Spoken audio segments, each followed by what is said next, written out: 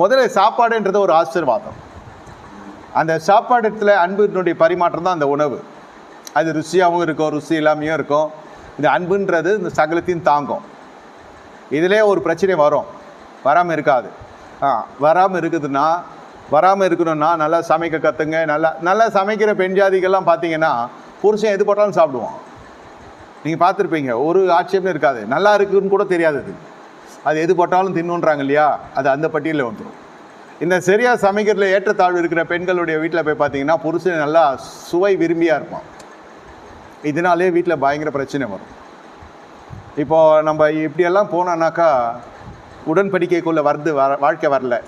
சபைக்குள்ளே சரீரம் வரும், சபைக்கு வந்துட்டு போவோம், ஆனால் உடன்படிக்கைக்குள்ளே வாழ்க்கை வரல.